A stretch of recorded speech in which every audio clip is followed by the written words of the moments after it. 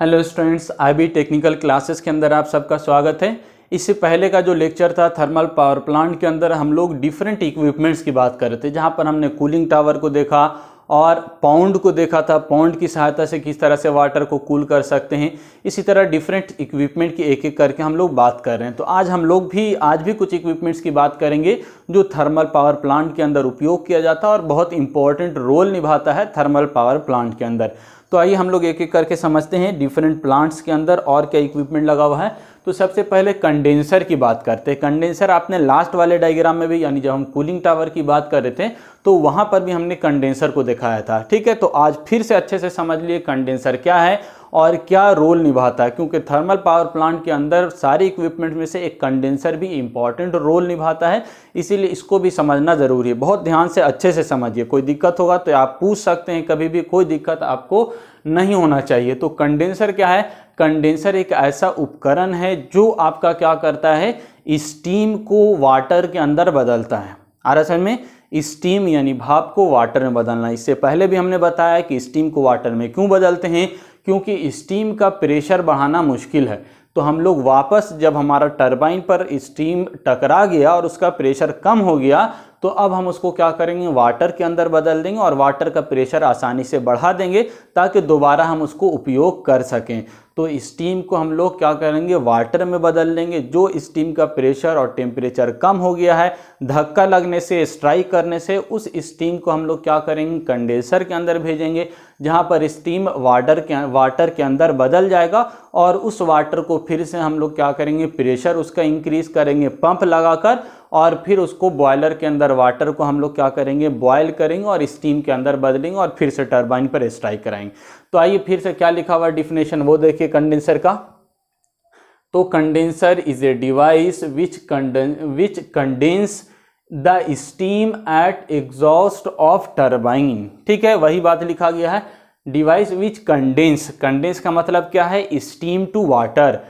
क्या है, स्टीम से वाटर में बदलने के लिए जो प्रक्रिया है आपका, वही क्या कहलाएगा, कंडेंस कहलाएगा।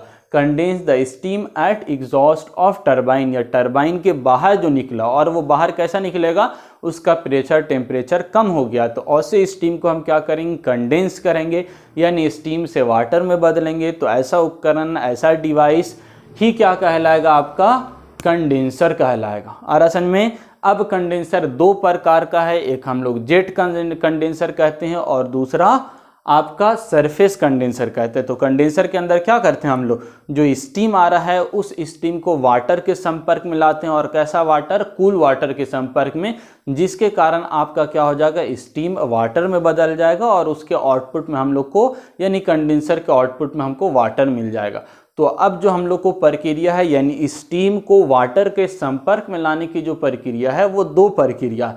एक तो आप क्या करें, डायरेक्ट दोनों को ऊपर में मान के चलिए, स्टीम आया और नीचे में वाटर, तो दोनों को मिला दिया, मिक्स कर दिया, और ओवरऑल क्या हो जाएगा, वाटर के संपर्क में आने से आपका स्टीम वाटर के अंदर बदल जाएगा। तो आपका एक डायरेक्ट कांटेक्ट हो सकता है और दूसरा इनडायरेक्ट, मतलब आप स्टीम को क्या करेंगे, बाहर में रख दीजिए और पाइप के अंदर से क्या कीजिए, वाटर को पास कराइए। तो भी क्या होगा, टेम्परेचर के कारण जो वाटर का ठंडा पानी है और ऊपर में आपका स्टीम है, तो वाटर के संपर्क में आने से स्टीम क्या होगा, वाटर के अंदर बदल जाएगा। तो या तो डायरेक्ट कांटेक्ट हो सकता है या इनडायरेक्ट कांटेक्ट हो सकता है। तो इसीलिए कंडेंसर का कितना प्रकार होता है, दो प्रकार होता है। एक को हम क्या कहते हैं, जेट कंडेंसर कहा जाएगा, और दूसरे को हम लोग सरफेस कंडेंसर कहेंगे। जेट कंडेंसर के अंदर क्या किया जा रहा है, मिक्स टुगेदर। क्या मिक्स होगा, कूलिंग वाटर, जो ठंडा पानी आपका है वो, और जो स्टीम आ रहा है गरम गरम, उस स्टीम को मिला देंगे।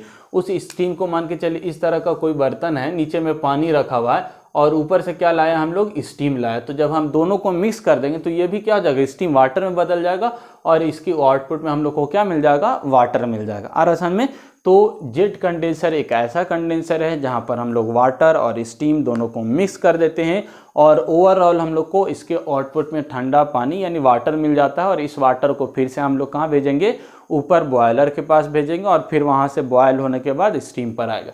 तो ये डायरेक्ट कंडेंसर की बात होगी, लेकिन ये वाला कम यूज होता है क्योंकि इसके अंदर क्या है, मिक्स गैस मिक्स हो जाएगा, तो आपका जो इक्विपमेंट है उसको थोड़ा सा क्या कर देता है, प्रभावित कर देता है।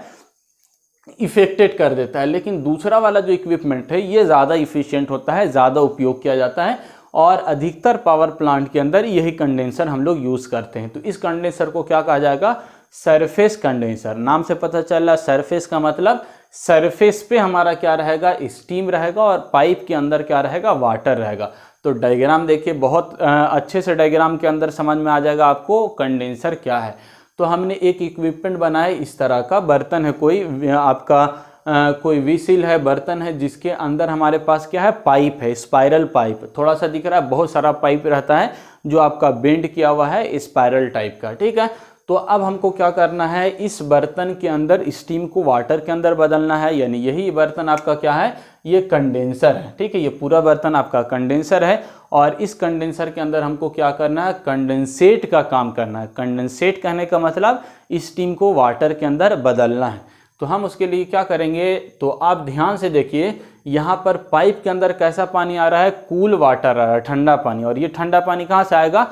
कूलिंग टावर से आएगा आपका। तो कूल वाटर हम लिए इसको और कूलिंग टावर से होते हुए ये पानी आ गया इसके अंदर और यहाँ पर हम डाया। और दूसरी तरफ आप देखिए क्या आ रहा है? ये स्टीम, भाप आ रहा है। ध्यान से आप देखिएगा, बहुत इंपॉर्टेंट चीज़ है। ये स्टीम आपका कहाँ से आएगा? ये आपका टरबाइन से निकलेगा। और कौन सा टरबाइन? जो टरबाइन लगा हुआ है उस पर स्ट्राइक करने के बाद आपका स्टीम जो था उसका प्रेशर टेम्परेचर क्या हो गया? कम आ गया है। तो ऐसा स्टीम है जिस स्टीम का टेम्परेचर प्रेशर कम है, तो हम क्या कर रहे हैं? इस स्टीम को वाटर में बदल रहे हैं ताकि हम इसके प्रेशर को आसानी से बढ़ा सकें। तो ये स्टीम टरबाइन से निकल के आया था जिसका प्रेशर कम हो गया था। तो अब इस स्टीम को हम क्या करेंगे? वाटर में बदल देंगे। तो देखिए डॉटेड से रेड कलर से देखा, इसका मतलब ऊपर में क्या है? स्टीम। लेकिन नीचे में देखिए थोड़ा लंबा लंबा लाइन खींचा हमने, इसका मतलब नीचे में क्या हो गया? ये पानी हो गया। क्यों पानी हो गया ये? क्योंकि पाइप के अंदर क्या जा रहा है? आपका कूल वाटर जा रहा है। जैसे ही ये स्टीम क्या हुआ? कूल वाटर जो अंदर था उसके संपर्क में आया तो आपके स्टीम का प्रेशर क्या हो गया? कम हो गया और स्टीम वाटर के अंदर बदल गया। और आपका नीचे यानी जो बर्तन है कंडेंसर, इसके बॉटम में, इसके नीचे में आपको क्या मिल गया? वाटर मिल गया। तो ये वाटर आप कहाँ भेज देंगे? यहाँ से आप लेकर पंप लगाइए, पंप से लेकर ऊपर भेज दीजिए, यानी इकोनोमाइज़र से होता हुआ बॉयलर में जाएगा और बॉयलर में फिर बॉयल होकर फिर से टरबाइन पर आएगा। आ रहा समझ में? तो बहुत अच्छे से आपको ये चीज़ क्लियर हो जाना चाहिए कि कंडेंसर क्या है? स्टीम को वाटर में बदलना है और उसके लिए हमने स्पाइरल पाइप लगाया हुआ है। इस स्पाइरल पाइप के अंदर कूल वाटर सर्कुलेट करते हैं जिसकी वजह से आपका जो स्टीम है ये वाटर में वही स्टीम और कूल वाटर संपर्क में आने से ये स्टीम वाटर में बदल जाता है और कंडेंसर के आउटपुट में हमको क्या मिल जाता है? वाटर मिल जाता है। और ये प्रोसेस जो है ये क्या है? कंडेंसेट, यानी स्टीम किस में बदल रहा है? वाटर के अंदर। कंडेंसेट कहने का मतलब जो क्या करेगा? आपका वाटर के अंदर बदलेगा। यानी आपका पानी काम कर रहा है, ठंडा पानी क्या कर रहा है? आपका काम कर रहा है स्टीम को वाटर में बदलने का। तो ये वाला पानी आपका क्या कहलाएगा? कंडेंसेट कहलाएगा, क्योंकि यही पानी आपका क्या करेगा? स्टीम को वाटर में बदल रहा है, ठीक है। अब देखिए जो हॉट वाटर हो गया, अभी इसमें स्टीम संपर्क में आया तो ये पानी भी तो गर्म हो गया। तो इस पानी का उपाय क्या करेंगे हम? तो इस पानी को, गर्म पानी को लेंगे और कहाँ भेज देंगे? कूलिंग टावर में भेज देंगे। ऊपर में ऊपर से नीचे गिराएंगे जिसकी वजह से क्या हो जाएगा? वाटर ठंडा हो जाएगा और ठंडा पानी यहाँ पर आएगा। फिर इसको यहाँ पर करेंगे, पानी गर्म हो जाएगा तो फिर से क्या करेंगे? Cooling tower. और ये वाला प्रोसेस, ये साइकिल अपना काम करता रहेगा। ये एक साइकिल हो गया और दूसरा साइकिल यहाँ पर स्टीम आएगा, यहाँ पर वाटर में बदलेगा। फिर वाटर को लेंगे हम पंप से, इकोनोमाइज़र से होता हुआ बॉयलर के पास जाएगा, बॉयलर पर आपका स्टीम में बदलेगा, स्टीम से टरबाइन के पास आएगा। टरबाइन के बाद स्टीम जो बचेगा उसका प्रेशर टेम्परेचर कम होगा और फिर यहाँ से आएगा और ये कंटिन्यूअस साइकिल पूरा करेगा। आ रहा समझ? पूरा ध्यान से समझ में आ रहा होगा आपको। दो साइकिल पूरा हो रहा है, एक तो आपका कूल वाटर, हॉट वाटर ये वाला साइकिल चल रहा है और दूसरा स्टीम वाटर ये वाला साइकिल चल रहा है। तो इस तरह से आपका कंडेंसर काम करता है। और ये कौन सा कंडेंसर है? सरफेस कंडेंसर, ठीक है। इसके अलावा मान के चलिए कुछ गैस वैस प्रोड्यूस हो जाता है तो उस गैस को भी क्या कर देता है? ये कंडेंसर रिमूव कर देगा, बाहर निकाल देगा। तो उस गैसेस को हम क्या कहते हैं? कंडेंसेट गैस कहते हैं। यानी वो स्टीम से वाटर में नहीं बदलेगा, थोड़ा बहुत गैस बच जाता है तो उसको बाहर निकाल दिया जाता है ताकि आपका इक्विपमेंट सेफली काम कर सके, ठीक है। ये सारी बात हो गई। अब आइए प्राइम मूवर को समझिए। प्राइम मूवर पहले भी बात किया था बहुत स्टार्टिंग के अंदर। तो कोई भी इक्विपमेंट आपका टरबाइन है, ये टरबाइन आपका क्या है? यहाँ पर आप डिफरेंट टाइप ऑफ एनर्जी देते हैं और ये डिफरेंट टाइप ऑफ एनर्जी आपको क्या मिल जाता है, बाहर में मैकेनिकल एनर्जी मिल जाता है। तो ऐसा कोई भी इक्विपमेंट्स जो आपका क्या कर दे, डिफरेंट टाइप ऑफ एनर्जी को मैकेनिकल एनर्जी में बदल दे, तो ऐसे इक्विपमेंट को क्या कहा जाएगा, प्राइम मूवर कहेंगे या इसी को टरबाइन कहेंगे।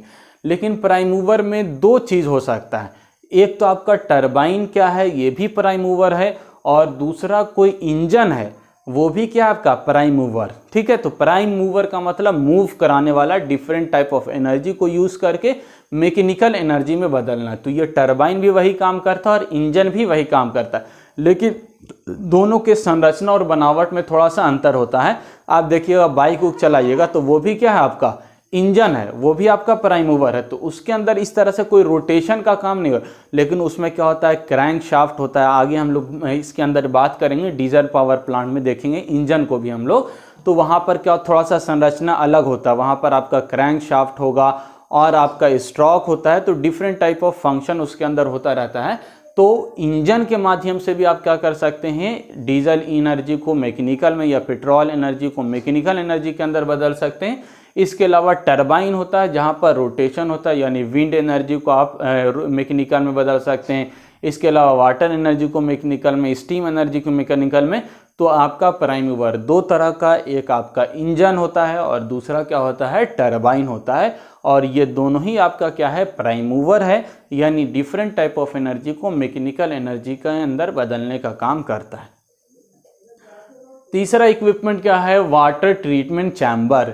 डायग्राम के अपने देखा होगा, थर्मल पावर प्लांट का जब ब्लॉक डायग्राम में बात कर रहे थे, तो एवरी साइकिल के अंदर, यानी कूलिंग जो टावर होता है, इस कूलिंग टावर के अंदर हमारे पास जब वाटर इस तरह से हम लोग क्या करते हैं, वाटर को ऊपर से ठंडा करने के लिए भेजते हैं नीचे, तो एवरी साइकिल के अंदर हमारा क्या होता है, कुछ ना कुछ वाटर इवोपरेट हो जाता है, यानी उसका वाष्पीकरण भाप के अंदर बदल जाएगा, एटमॉस्फेयर में चला गया, तो वाटर की क्षति हो जाती है। तो वो वाटर हमको कहाँ से, एवरी साइकिल के अंदर, यानी प्रत्येक जो हमारा रोटेशन हो रहा है उसमें हमको 5 to 6% क्या करना होता है, वाटर को ऐड करना होता है। तो वो वाटर कहाँ से मिलेगा आपको, रिवर से मिलेगा, और रिवर के अंदर मालूम होगा आपको कुछ ना कुछ इम्प्योरिटीज़ रहती है, अशुद्धियाँ रहती हैं।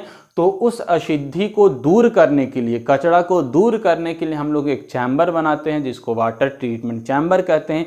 वहाँ पर जो भी इम्प्योरिटीज़ है, चाहे बालू हो, नमक हो, इस तरह से और कोई चीज़ हो, वो सारा क्या हो जाएगा आपका प्योर हो जाएगा, और प्योर वाटर आपका क्या होगा, बॉयलर के अंदर जाएगा या कूलिंग टावर के अंदर जाएगा, जिससे आपका जो पूरा थर्मल पावर प्लांट है उसकी इफ़िशियंसी बढ़ जाएगी। ठीक है, नेक्स्ट जो इक्विपमेंट है उसका नाम क्या है, रीहीटर। ये रीहीटर क्या करता है आपका, ये इंपॉर्टेंट चीज़ है, ध्यान से समझिएगा रीहीटर को भी। अब रीहीटर में, अब जो थर्मल पावर हमने बात किया था, इसमें एक ही टरबाइन दिखाया था, लेकिन बहुत जगह दो दो टरबाइन यूज़ करते हैं। यानी आपका जो वाटर आ रहा है सुपर हीटर से, ये टरबाइन पे गिरा था और टरबाइन के बाद हमने अल्टरनेटर दिखा दिया था। लेकिन इस केस में क्या होगा, जब हम लोग प्लांट के अंदर दो इक्विपमेंट, दो टरबाइन यूज़ करेंगे, ठीक है, कुछ केसेस के अंदर, जहाँ पर एक जो पहला टरबाइन होगा उसको हम लोग हाई प्रेशर टरबाइन कहेंगे, और दूसरा जो प्रेशर होगा वो लो प्रेशर टरबाइन होगा। इससे क्या फ़ायदा होगा, मान के चलिए हमने स्टीम को यहाँ से मारा, धक्का मारा और टरबाइन रोटेशन चालू हो गया आपका। तो अब यहाँ पर हम लोग पहले क्या कर रहे थे, स्टीम को ले रहे थे और यहाँ पर भेज दे रहे थे इसको कंडेंसर के पास। तो पूरा उपयोग, यानी स्टीम का जितना भी एनर्जी था वो 100% एनर्जी यूज़ होने से पहले ही हम उसको क्या कर रहे हैं, वाटर के अंदर बदल लें। तो अब क्या करेंगे, जैसे ही स्टीम बदला तो अब इसके पास थोड़ा बहुत प्रेशर, टेम्परेचर बच रहा था, तो अब हम उस बचे हुए टेम्परेचर, प्रेशर का भी उपयोग करेंगे और उसको किसके पास भेजेंगे, दूसरे टरबाइन के पास भेजेंगे, जिस टरबाइन का नाम क्या है, लो प्रेशर टरबाइन। यानी अब पहले से तो जो स्टीम का प्रेशर तक कम हो गया है, तो उसी प्रकार का संरचना बना के एक दूसरा भी टरबाइन लगा देंगे। अब दोनों मिलकर क्या करेगा, काम करेगा। तो अब पहले से थोड़ा बेटर हो गया, तो अब आपका हाई प्रेशर भी टरबाइन काम करेगा और दूसरा लो प्रेशर भी टरबाइन काम करेगा। यहाँ पर बीच में एक इक्विपमेंट लगाएंगे, इसी इक्विपमेंट को हम लोग क्या कहते हैं, रीहीटर कहते हैं। और सेम जो काम आपका क्या है, सुपर हीटर का काम है। इससे पहले हम लोग क्या करते थे, सुपर हीटर लगाते थे। ये सुपर हीटर आपका क्या करता था, जो स्टीम आ रहा है इसके प्रेशर, टेम्परेचर को बढ़ाता था। तो सेम यहाँ पर रीहीटर जो, और ये किसकी सहायता से काम करता है, तो फ्लू गैसेस की सहायता से काम करता था। तो वही फ्लू गैस यहाँ पर भी देंगे, और ये जो स्टीम यहाँ पर आउटपुट में मिला, उस स्टीम के प्रेशर, टेम्परेचर को बढ़ाने के लिए भी हम लोग फ्लू गैसेस का सहायता लेंगे और ये इक्विपमेंट आपका क्या कहलाएगा, रीहीटर कहलाएगा। आ रहा समझ में। तो हाई प्रेशर से पहले जो इक्विपमेंट है इसको हम लोग सुपर हीटर कह रहे हैं और इसके बाद जो इक्विपमेंट है इसको हम लोग रीहीटर कह रहे हैं। दोनों का काम सेम है कि जो स्टीम है इसके प्रेशर को, टेम्परेचर को बढ़ाना, ड्राई कर देना, सुखा देना, ताकि आपका जो टरबाइन है उस पर जंग नहीं लगे, और दोनों जो काम करेगा वो फ्लू गैसेस की सहायता से काम करेगा। ठीक है, बाकी आपका क्या है, लो प्रेशर हो गया। अब जो स्टीम बचा वो बिल्कुल अब कोई काम का नहीं बचा, तो उसको कहाँ भेज देंगे, कंडेंसर के पास भेज देंगे। वो स्टीम क्या करेगा, वाटर के अंदर बदल जाएगा और फिर से साइकिल चलेगा। तो ये रीहीटर याद रखिएगा, इंपॉर्टेंट चीज़ है। जब दो टरबाइन हम लोग यूज़ करते हैं, एक हाई प्रेशर और दूसरा लो प्रेशर टरबाइन, तो उसके बीच में क्या करते हैं, हम लोग रीहीटर का उपयोग करते हैं। और रीहीटर का काम वही है जो सुपर हीटर का काम है, यानी स्टीम के प्रेशर को, टेम्परेचर को इंक्रीज करना। ठीक है, नेक्स्ट जो इक्विपमेंट बचा, अब कौन बचा, इलेक्ट्रिकल इक्विपमेंट कहलाएगा। ये सर आपका थर्मल पावर प्लांट के अंदर का इक्विपमेंट है। अब ये जो तीन इक्विपमेंट है ये इलेक्ट्रिकल इक्विपमेंट, यानी जब बिजली उत्पन्न होगी अल्टरनेटर से तो अब क्या क्या होगा, तो आपका कौन कौन सा इक्विपमेंट होगा। पहला तो ये अल्टरनेटर है। तो अल्टरनेटर का मेनली तौर से आप पढ़ेंगे, जब हम हाइड्रो पावर प्लांट पढ़ाएंगे तो इसको डिटेल में पढ़ाएंगे।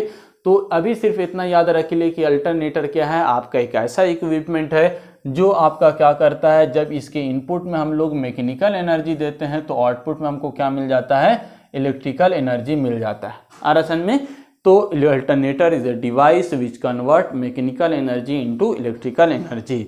और क्या बात है, इसके अंदर अल्टरनेटर जो है वो एसी जनरेटर है। कैसा जनरेटर है, एसी जनरेटर। जनरेटर का मतलब मैकेनिकल से इलेक्ट्रिकल। तो दो प्रकार का जनरेटर होता है, एक एसी होता है, एक डीसी होता है। यानी आउटपुट में यदि डायरेक्ट करंट दे रहा है, डीसी दे रहा है, तो वो डीसी जनरेटर कहलाएगा। और आउटपुट में यदि एसी सप्लाई दे रहा है तो एसी जनरेटर कहलाएगा। लेकिन जितना भी प्लांट है उन प्लांट के अंदर हम लोग क्या करते हैं, एसी जनरेटर का यूज़ करते हैं। और वो जो एसी जनरेटर है इसी को हम लोग क्या कहते हैं, अल्टरनेटर कहते हैं।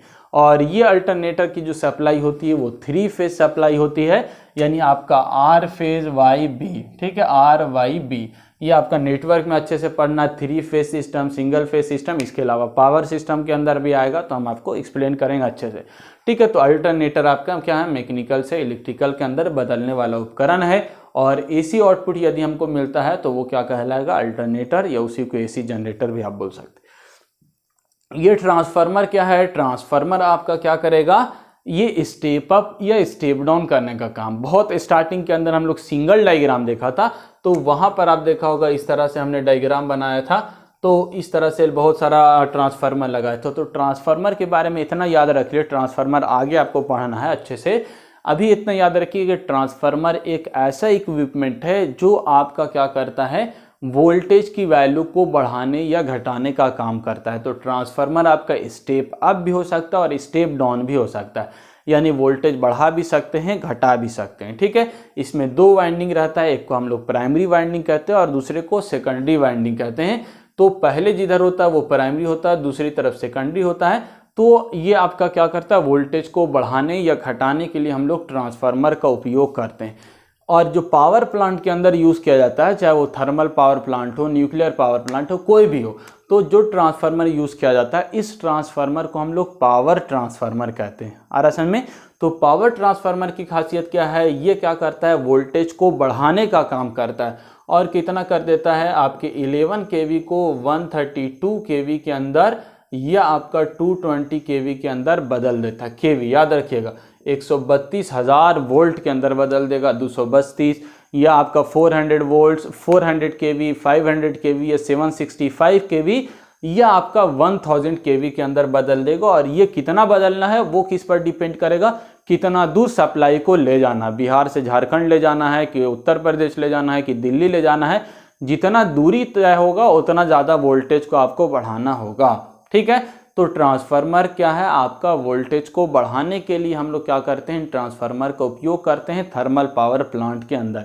इसके अलावा बहुत जगह पर देखिएगा कम करने के लिए, यानी घर के पास देखिएगा जो ट्रांसफार्मर लगा हुआ होगा उस ट्रांसफार्मर में क्या है, स्टेप डाउन करते हैं। 11 kV की लाइन आती है, उसको हम लोग 400 वोल्ट या 230 वोल्ट के अंदर बदल देते हैं।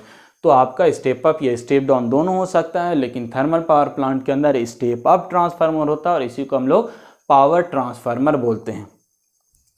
अब देखिए लास्ट जो इक्विपमेंट है ये स्विच गियर इक्विपमेंट है। ये स्विच गियर इक्विपमेंट क्या है आपका, स्विच गियर का मतलब क्या होता है, स्विचिंग का काम, यानी आपके घर में स्विच लगा हुआ है वही इक्विपमेंट क्या है, स्विच गियर इक्विपमेंट। लेकिन इसकी विशेषता थोड़ा सा यहाँ पर क्या है कि ये क्या करेगा, आपका प्रोटेक्शन का भी काम करेगा। यानी आप देखिएगा घर के अंदर एमसीबी लगा हुआ होता है। एमसीबी का नाम सुना होगा आपने, घर में देखिए छोटा छोटा स्विच लगा होता है, जैसे कहीं पर कोई फॉल्ट हो गया, कोई बल्ब जल गया या इस तरह का कोई भी चीज़ होगा तो एमसीबी गिर जाता है। तो एमसीबी का मतलब क्या होता है, एमसीबी हम लोग किसको कहते हैं, मिनिएचर। याद रखिएगा एमसीबी का मतलब क्या होता है, मिनिएचर सर्किट ब्रेकर। और मिनिएचर का मतलब होता है छोटा। इसके अलावा जो सर्किट ब्रेकर प्लांट के अंदर यूज़ करेंगे हम लोग, थर्मल पावर प्लांट के अंदर, वो बहुत बड़ा बड़ा सर्किट ब्रेकर होगा। और उसका काम क्या है, सर्किट ब्रेकर का मतलब नाम से पता चल रहा है सर्किट को ब्रेक करने वाला। तो जैसे ही फॉल्ट हो जाता है या कोई एबनॉर्मल स्थिति हो जाती है, वोल्टेज बढ़ गया, कोई लाइटनिंग यानी बिजली गिर गया, तो इस तरह की कोई चीज़ हो जाएगी, तो ये सर्किट ब्रेकर क्या करेगा, आपका प्रोटेक्शन का काम करेगा, आपका अल्टरनेटर को, ट्रांसफार्मर को, ट्रांसमिशन लाइन को बचाने का काम करेगा। तो ये सर्किट ब्रेकर, ये छोटा वाला तो घर में एमसीबी लगा होता है, लेकिन हमारे पास थर्मल पावर प्लांट या न्यूक्लियर या इसी तरह अदर प्लांट के अंदर बहुत बड़ा बड़ा आपका सर्किट ब्रेकर लगा हुआ होता है और उसकी रेटिंग बहुत ज़्यादा हाई होती है। तो स्विच गियर इक्विपमेंट क्या है, सर्किट ब्रेकर की इसके अंदर बात किया जाता है, फ्यूज़ की बात किया जाता है और रिले की बात किया जाता है। तो डिटेल के अंदर हम लोग अभी आपको नहीं पढ़ना, अभी आपको सिर्फ थोड़ा सा हिंट्स यहाँ पर दे दिया हम, बाकी आप जो सीनियर होंगे आप उनसे पता कीजिएगा। एक पूरा सब्जेक्ट है स्विच गियर इक्विपमेंट, SGP नाम से, ठीक है, स्विच गियर एंड प्रोटेक्शन पूरा सब्जेक्ट है। उसके अंदर केवल और केवल सर्किट ब्रेकर, रिले, फ्यूज़ और प्रोटेक्शन ऑफ डिफरेंट इक्विपमेंट, इन्हीं सारी चीज़ों की बात करना है। तो अभी सिर्फ इतना याद कीजिए, रखिए कि स्विच गियर क्या है, जो इक्विपमेंट्स है, ट्रांसफार्मर, अल्टरनेटर, ट्रांसमिशन लाइन, इन सारे चीज़ों को बचाने के लिए हम लोग स्विच गियर इक्विपमेंट का उपयोग करते हैं। और स्विच गियर इक्विपमेंट में मेनली तौर से क्या क्या आता है, आपका सर्किट ब्रेकर आएगा, रिले आएगा, फ्यूज़ आएगा। तो ये सर आपका क्या है, स्विच गियर इक्विपमेंट, ठीक है। तो ये यहाँ तक अब जितना बात कर लिया, ये आपका क्या हो गया, थर्मल पावर प्लांट का पूरा कंप्लीट ब्लॉक डायग्राम आपका समाप्त हो गया और जितना भी इक्विपमेंट था वो समाप्त हो गया। तो इन सारे में से कोई भी डाउट होता है तो आप बिंदास पूछ सकते हैं, कभी भी मैसेज कर सकते हैं, फ़ोन कर सकते हैं। आपको कहीं पर भी कोई भी डाउट लगे किसी भी इक्विपमेंट को समझने में तो आप उसको क्लियर कर लिए। इसके अलावा हम लोग लाइव क्लास के माध्यम से भी क्या करेंगे, इन सारे को एक बार फिर से डिस्कस करेंगे, ठीक है। आई होप सारी चीज़ आपको समझ में आई होगी। Thank you.